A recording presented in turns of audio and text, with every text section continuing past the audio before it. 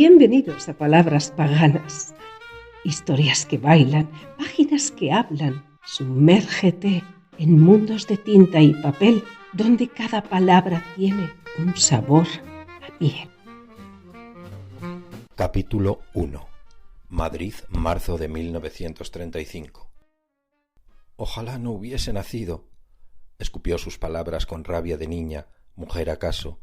El padre alzó la mano y la madre le contuvo el bofetón con un tajante no de madre de los que paralizan y espabilan. El tortazo se perdió en el aire como un mero ademán de padre frustrado. Es fácil desear no vivir si pensamos que esto puede suceder no naciendo. Ojalá no hubiese nacido, ojalá no me hubierais concebido. Se debe a nuestra incapacidad para concebir el hecho de no haber existido y así resulta fácil invocarlo.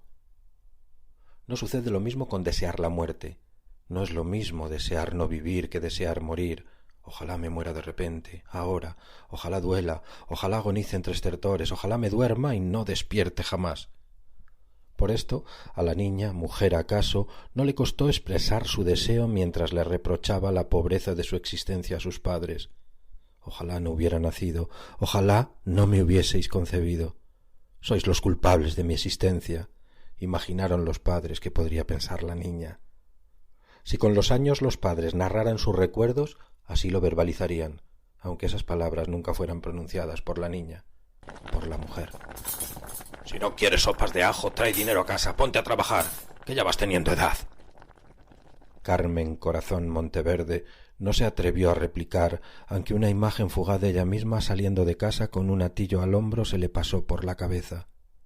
Aún no había alcanzado a vivir entera su 17ª primavera, y ya estaba hastiada de las sopas de ajo diarias y aguadas y de las prendas raídas, de la miseria de la Ribera Baja, el Madrid rural y desdichado que atrapaba a los jóvenes en la bruma de un presente triste y un futuro incierto. Aun así, todo era mejor que contarle al padre lo de la oferta del Apolo, el taxibaile, o lo del tipo gordo con gafas de culo de botella, un miope sin primaveras que tras dejar caer su mano laxa y fría como la piel de un bebé muerto sobre el muslo, le ofreció un contrato de a 2 perras gordas el baile.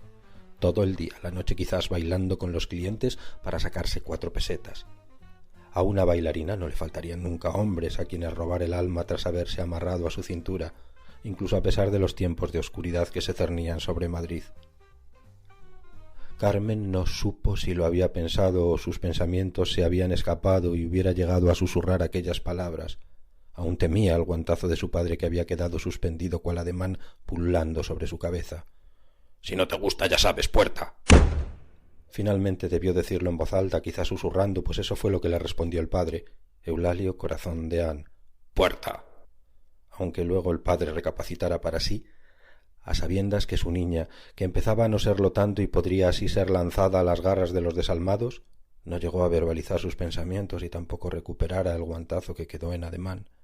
Nunca le dijo: «Vete de casa, no te quiero aquí, si no aportas, sobras si no eres capaz de comer sopas de ajo cada día».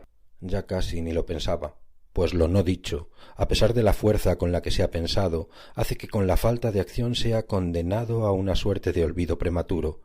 Las intenciones no narradas son como los episodios de la historia que jamás fueron escritos, carentes de eco se disuelven en el tiempo.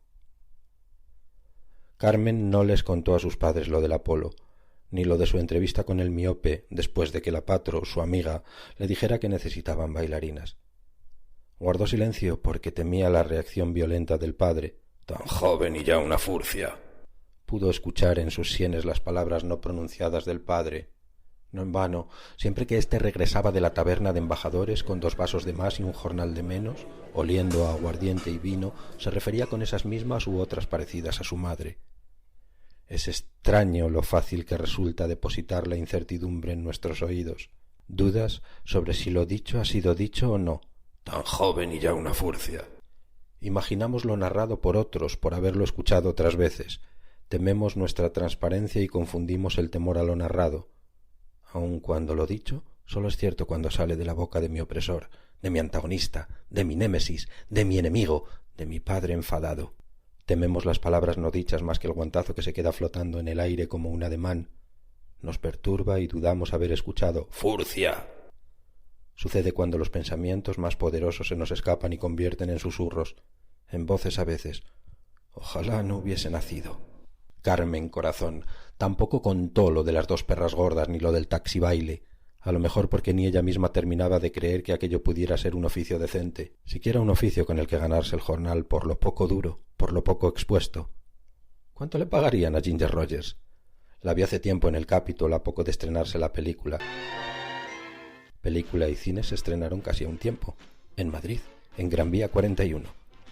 La mujer cuyo nombre era incapaz de pronunciar correctamente, Ginger Rogers pronunciaba en lugar de Ginger Rogers, portaba un glamuroso vestido de plumas y bailaba con movimientos gráciles, mientras Fred Astaire, hay que fastidiarse con los nombrecitos, trataba de guiarla suavemente. A lo mejor no sería tan elegante y sofisticada como Dale Traymond, pero bailaría con hombres como Jerry Travers, los personajes de la película que vio en el Capitol. Jerry sí aprendió a decirlo, aunque a veces también se le trastabillaba la lengua cuando charlaba con Patro, otra taxi girl, y ambas fantaseaban con las vidas de las actrices y se imaginaban en la piel de sus personajes. Una vida que quedaba grande, tan lejos y a la vez tan cerca, en Gran Vía 41. Las niñas dejan de ser niñas cuando toman conciencia de sí mismas, como lo hace un bebé que deja de ser bebé cuando se toca la cara y no el espejo al asomarse a su propio reflejo. Pero cuando de verdad dejan de serlo y el resto del mundo las percibe como tal, es en el momento en el que son capaces de elegir. Pues antes no lo hacen, no eligen, solo parece que eligen cuando en realidad solo deciden cuándo y cuánto les dejan. Son los padres o padrinos, los electores, los que plantean y manejan sus vidas casi siempre, aunque no siempre, para protegerlas. Se les plantean opciones, siempre hay opciones, y eligen, bien o mal, solo Luna, papá o mamá. Para Carmen Corazón, las opciones eran las de seguir languideciendo en la Ribera Baja o convertirse en dueña de las almas de cuantos hombres se agarrasen a su cintura por dos perras gordas del baile. El resto de mujeres, entonces ya sí mujeres, si acaso fueran capaces de elegir, de optar, siempre hay opciones, solo aspiraban a convertirse en dueñas de su hogar y así sentirse afortunadas. Ni la República, que permitía desde hace poco que hombres y mujeres se divorciaran, ni la Constitución, en cuyos artículos ya se registraba cuándo y cuánto podían elegir las mujeres, habían logrado sacudirse el hedor rancio de lo antiguo. Los logros sobre el papel camuflaban una realidad salpicada de golpes y cadenas. Por eso Carmen, que aún no era la chula, pero acabaría siéndolo, pensó que era mejor poseer las almas de aquellos que en casa golpeaban y en el Apolo o el Shanghái acariciaban. El ticket no daba derecho a golpes, no era como las furcias de Ribera de curtidores a las que se podía maltratar a su antojo y sin consecuencias. No, el ticket no era un contrato matrimonial y sólo concedía un momento fugaz sobre sus vidas, otorgaba un futuro ipso facto, una noche tórrida acaso. Un momento. Y además ese momento podría aguarse solo por una palabra más alta que otra. Era mejor no enfadar a las taxi girls. Aún así, para ellas, siempre fue más exótico un bailarín amable que una noche sin cardenales. En los bailetaxis tenía lugar un ritual fascinante. Caballeros y gañanes, a veces resulta difícil diferenciarlos, adquirían una suerte de moneda útil únicamente para el universo que se abría al entornar la puerta y descubrir la magia de la juventud en aquellas estrechas cinturas, ágiles movimientos y sonrisas eternas. La Gran Guerra había terminado y la gripe había dejado de castigar. Era vital entretenerse. Lo pedía el alma.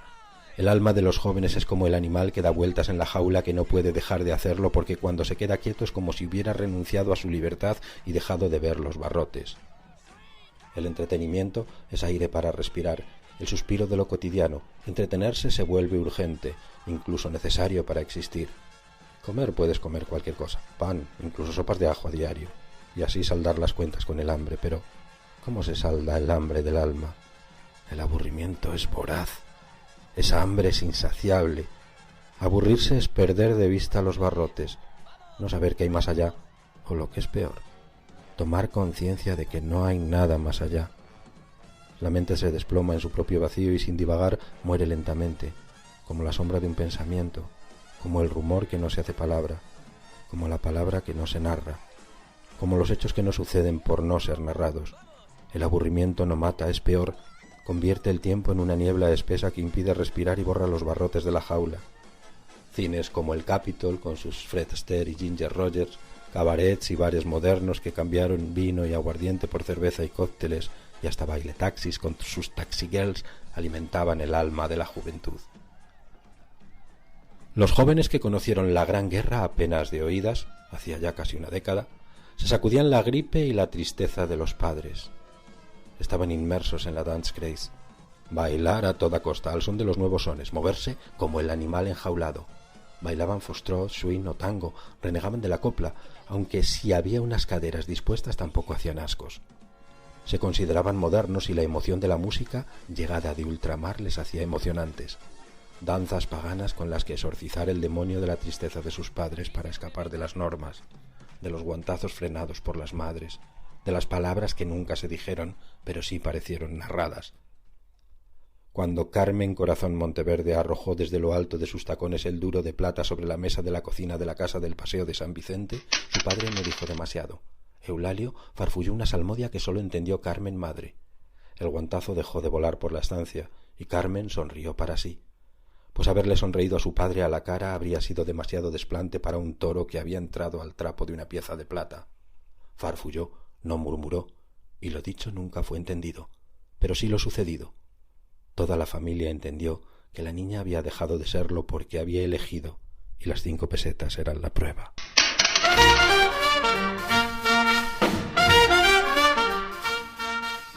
Palabras Paganas te despide hasta mañana, con letras que vibran y voces que inspiran. Nos vemos pronto en este ritual literario.